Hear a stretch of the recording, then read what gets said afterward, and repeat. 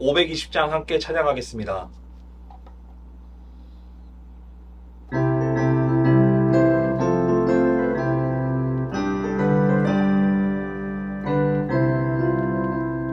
듣는 사람마다 복음 전하여 복스러운 소식 두루 퍼지세.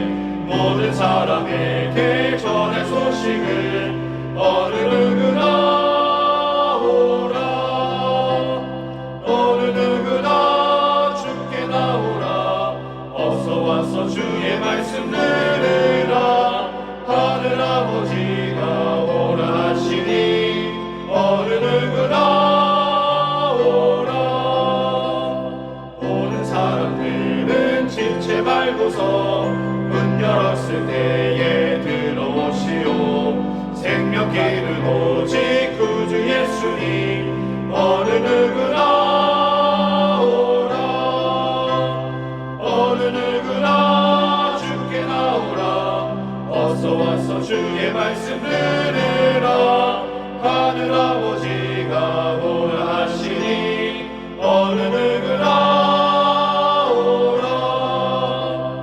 언약하신 대로 이룰 것이니 누구든지 언약 받을 수 있네. 받은 사람에게 생명이로다. 어느 누구나 오라. 어느 누구나 주께 나오라. 어서 와서 주의 말씀 들으라.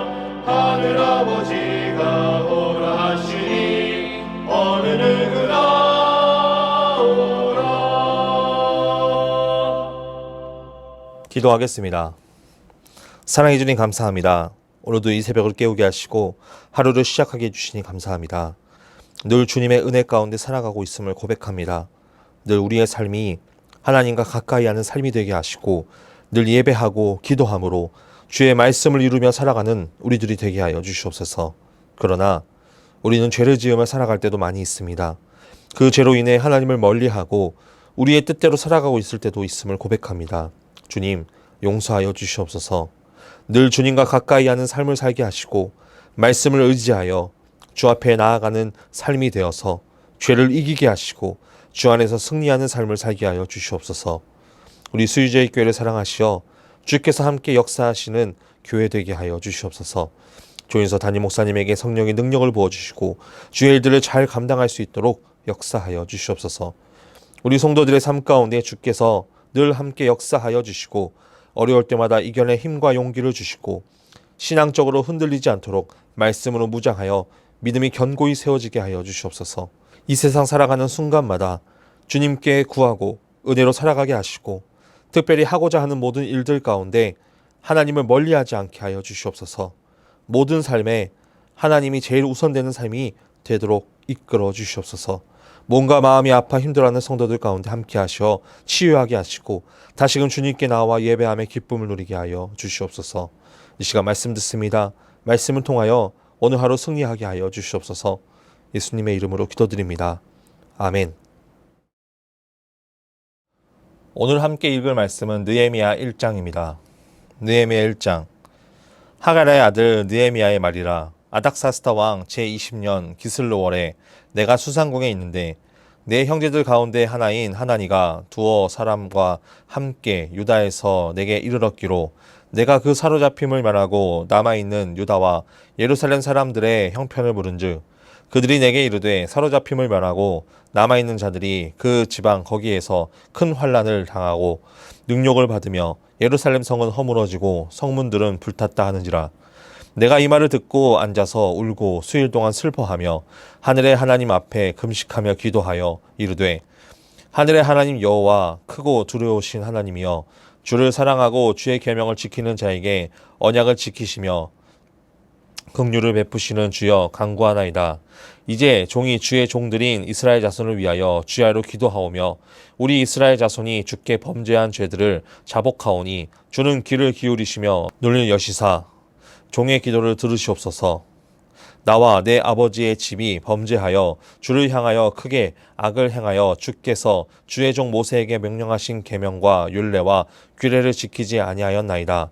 옛적에 주께서 주의 종 모세에게 명령하여 이르시되 만일 너희가 범죄하면 내가 너희를 여러 나라 가운데에 흩을 것이요 만일 내게로 돌아와 내 계명을 지켜 행하면 너희 쫓긴 자가 하늘 끝에 있을지라도 내가 거기서부터 그들을 모아 내 이름을 두려고 택한 곳에 돌아오게 하리라 하신 말씀을 이제 청하건대 기억하옵소서. 이들은 주께서 일찍이 큰 권능과 강한 손으로 구속하신 주의 종들이요 주의 백성이니이다. 주여 구하오니 귀를 기울이사 종의 기도와 주의 이름을 경외하기를 기뻐하는 종들의 기도를 들으시고 오늘 종이 형통하여 이 사람 앞에서 은혜를 입게 하옵소서 하였나니 그때 내가 왕의 술관원이 되었느니라. 아멘. 오늘은 느헤미야 1장 전체 말씀을 중심으로 주님의 마음이 있는 곳이라는 제목으로 하나님의 말씀을 전하겠습니다. 우리는 살면서 어떤 마음을 가장 많이 품고 살아갈까요? 모르긴 몰라도 우리가 가장 관심 있어 하는 곳에 마음을 품고 살아갈 것입니다. 학생의 때는 좋은 성적을 얻고 좋은 대학을 가는 것에 마음을 품을 것이고 사회 초년생에게 있어서는 좋은 직장을 얻어 살아갈 마음을 품을 것입니다. 또 결혼한 신혼부부는 앞으로 살아갈 날들을 품고 살아갈 것이고 중년이 되고 노년이 되어서는 이 남은 세상을, 이 남은 여생을 어떻게 살아갈지를 우리가 마음에 품고 살아갈 것입니다. 이렇게만 보면 우리는 이 세상에서 어떻게 살아가야 할지, 어떤 생각을 하고 어떤 마음을 품고 살아가야 할지를 우리는 생각합니다. 그런데 오늘 하나님의 마음을 품고 하나님의 백성들을 위해서 마음을 품어 그 일들을 감당하며 나아가는 말씀이 등장합니다. 우리가 지난 말씀까지 우리는 에스라 말씀을 나누었습니다. 오늘부터는 우리가 느헤미야 말씀을 살펴보려고 합니다. 에스라에서 느헤미야로 넘어올 때 시대적으로는 동일합니다. 그래서 이어서 말씀을 봐야 합니다. 1절 말씀에 보니까 이렇게 기록합니다. 하가랴의 아들 느헤미야의 말이라. 아닥사스다 왕 제20년 기슬르월에 내가 수산궁에 있는데. 아멘. 아닥사스다 제20년 기슬르월 이 9월에 느헤미야는 지금 수산궁에 있습니다. 에스라가 2차 포로기한을 했을 때는 아닥사스다 제7년입니다. 지금 느헤미야 시대는 에스라가 포로기한한 지 13년이 지날 때였습니다. 1차 포로기한은 스룹바벨과 예수아를 통하여 하였고 고레스 칙령을 가지고 성전을 지었습니다. 그런데 그 가운데 영적인 말씀은 없었습니다. 그렇게 70년이 지난 후에 에스라를 통해 말씀이 전해지는데 느헤미야는 지금 수산궁에 있다라고 고백합니다. 이 수산궁은 어디입니까? 바사, 페르시아의 수도입니다. 이 느헤미야는 1차 포로 귀환 때도 못 가고 2차 때도 못 갔습니다. 사실 귀환을 한다고 결심한다는 것은 아주 매우 큰 일입니다. 다시 이스라엘에 가서 재건할 재력도 있어야 되고 그럴 힘도 있어야 되는데 느헤미야 가족이나 그 속한 공동체는 그러지 못했을 가능성이 높습니다. 그러니 지금 느헤미야는 아무런 보직도 없고 수산궁에 그냥 있는 것입니다. 그런 상황에서 느헤미야는 한 가지 소식을 듣게 됩니다. 2절에서 3절 말씀에 이렇게 기록합니다. 내 형제들 가운데 하나인 하나니가 두어 사람과 함께 유다에서 내가 이르렀기로 내가 그 사로잡힘을 면하고 남아있는 유다와 예루살렘 사람들의 형편을 물은즉 그들이 내게 이르되 사로잡힘을 면하고 남아있는 자들이 그 지방 거기에서 큰 환난을 당하고 능욕을 받으며 예루살렘 성은 허물어지고 성문들은 불탔다 하는지라. 아멘. 하난이라 하는 형제가 고향에서 소식을 들고 옵니다. 소식을 들어보니 큰 환난을 당하고 능욕도 받고 예루살렘 성은 허물어지고 성문은 불탔다고 말합니다. 그런데 이 이야기는 예루살렘이 이 이스라엘이 멸망했을 때 이야기입니다. 왜 하나니는 100년도 넘는 그 전의 이야기를 다시 하는 것일까요? 바로 지금 상황이 그때랑 다르지 않다. 성전 짓기는 했지만 완전하지 못한다. 형편없다. 이 얘기하는 것입니다. 1차, 2차 포로를 보냈지만 그 포로기한을 보냈지만 이스라엘은 그 재건은 아주 더디기만 한 것입니다. 완전하지 못했다. 그러나 하나님께서는 거기서 끝이 아니라 3차 포로 귀환을 준비하신 것입니다. 그 귀환을 인솔할 자는 바로 느헤미야로 선택하신 것입니다. 그리고 그런 느헤미야는 4절에 이렇게 고백합니다. 내가 이 말을 듣고 앉아서 울고 수일 동안 슬퍼하며 하늘의 하나님 앞에 금식하며 기도하여. 아멘. 하늘의 하나님 앞에 금식하며 기도합니다. 하나님의 성전이 무너지고 예루살렘 성벽이 다 무너진 것에 대해 마음이 아파하여 수일 동안 울면서 금식하며 기도를 합니다. 우리는 느헤미야가 어떤 사람인지는 우리는 말씀을 통해서 잘 알고 있습니다. 3차 포로 귀환을 인솔할 사람입니다. 믿음의 사람입니다. 그런데 느헤미야가 이 마음을 품었을 때 느헤미야의 상황을 한번 생각해 봅시다. 느헤미야는 완전한 페르시아 사람입니다. 그의 혈통은 유대인이지만 페르시아에서 태어났고 페르시아에서 살았습니다. 아버지도 페르시아 사람이었고 페르시아에서 살았습니다. 포로 시기를 겪고 있는 이 140년 동안의 시기를 살펴보면 느헤미야는 페르시아에서 보낸 2세, 3세, 아니 4세까지도 볼 수 있을 것입니다. 많은 군사와 재물, 어마어마한 나라에서 지내며 살았던 느헤미야가 지금 하나님 앞에서 수일 동안 울며 금식하며 기도했던 자신의 고향을 위해 기도한 것입니다. 이스라엘과 예루살렘을 위해 마음을 아파한다는 것은 대단한 믿음을 갖고 살아간 것입니다. 5절 말씀만 봐도 이렇습니다. 이르되 하늘의 하나님 여호와 크고 두려우신 하나님이여 주를 사랑하고 주의 계명을 지키는 자에게 언약을 지키시며 긍휼을 베푸시는 주여 간구하나이다. 아멘. 여러분, 이런 고백은 믿음의 사람들, 율법학자 에스라 정도는 할 수 있습니다. 그러나 느헤미야가 이런 고백을 한다는 것은 아주 대단한 믿음을 품고 있었던 것입니다. 어떻게 느헤미야가 이런 마음을 품고 이런 믿음을 가질 수 있었을까요? 아버지도 페르시아 사람이 다 됐고 느헤미야도 페르시아에서 지내온 시절로 생각하면 완전히 페르시아 사람인데 어떻게 이스라엘에 대한 믿음을 가질 수 있었을까요? 바로 부모의 역할이 컸을 것입니다. 부모가 자녀의 이름을 지을 때 너는 이런 사람으로 자라라 라는 뜻으로 이름을 짓습니다. 느헤미야의 이름의 뜻이 무엇입니까? 여호와께서 위로하신다라는 뜻입니다. 그들은 페르시아에서 포로로 잡혀와 이제 완전한 페르시아 사람이 다 된 상황에서도 불구하고 그들의 마음에는 항상 무엇이 있었습니까? 하나님이 있었습니다. 그 마음에 하나님의 위로하심을 원하였고 느헤미야의 이름을 그렇게 지었습니다. 매일매일 느헤미야의 이름을 부르면서 하나님의 위로하심을 구하며 신앙을 갖고 있었던 것입니다. 그리고 6절 말씀에 보니까 느헤미야는 우리 이스라엘 자손이라고 고백합니다. 나와 내 아버지의 집이 범죄하였고 고백하며 하나님 앞에 회개함으로 나아갑니다. 또 8절 9절에 이렇게 고백합니다. 옛적에 주께서 주의 종 모세에게 명령하여 이르시되 만일 너희가 범죄하면 내가 너희를 여러 나라 가운데 흩을 것이요 만일 내게로 돌아와 내 계명을 지켜 행하면 너희 쫓긴 자가 하늘 끝에 있을지라도 내가 거기서부터 그들을 모아 내 이름을 두려고 택한 곳에 돌아오게 하리라 하신 말씀을 이제 청하건대 기억하옵소서. 아멘. 대단한 고백입니다.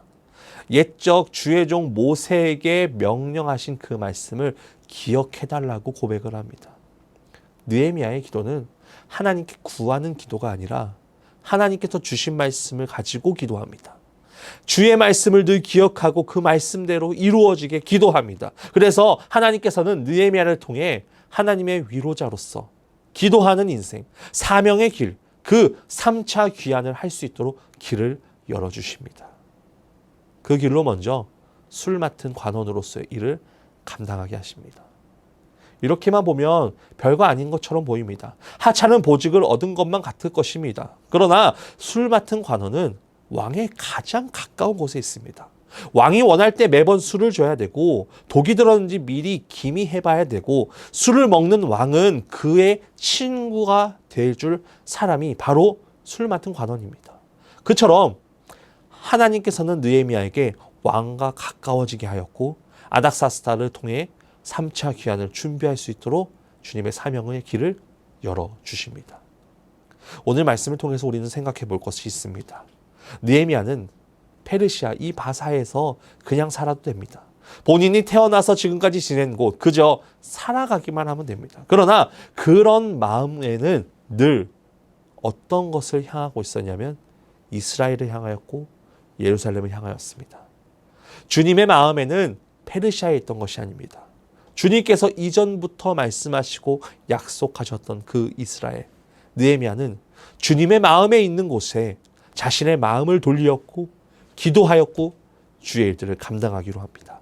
우리도 마찬가지입니다. 우리의 마음이 어디로 향해 있는지가 중요합니다. 내가 어떤 상황 가운데 있는지, 우리가 향해야 되는 것이 주님의 마음을 향하여 있는 곳인지 우리는 살펴봐야 된다는 것입니다. 우리가 향해야 되는 것은 주님의 마음이 있는 곳입니다.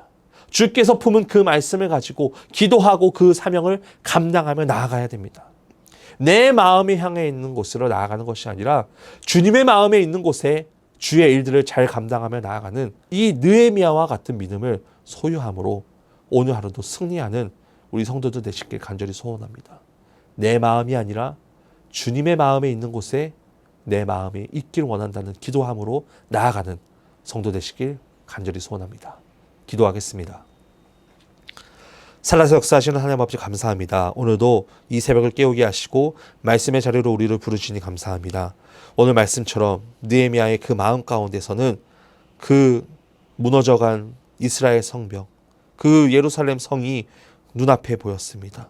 느헤미야는 그들을 위해서 눈물을 뿌려 금식하며 기도하였습니다. 그리고 주님께서 약속하신 그 땅을 위해 느헤미야는 기도함으로 자신의 마음을 돌리고 회개함으로 나아갔습니다. 주님, 우리의 마음도 그런 마음을 품게 하여 주시옵소서. 내가 원하는 것을 주님께 구하는 것이 아니라 주님께서 우리에게 말씀하신 것을 우리가 품고 그 말씀을 기도하며 나아가게 하여 주시옵소서. 그 말씀이 이루어질 수 있도록 기도함으로 나아가는 우리들이 그런 믿음을 소유할 수 있도록 역사하여 주시옵소서. 그럴 때 주님께서 그 말씀대로 이루어지게 하실 줄 믿습니다. 그 말씀대로 이루어질 줄 믿습니다.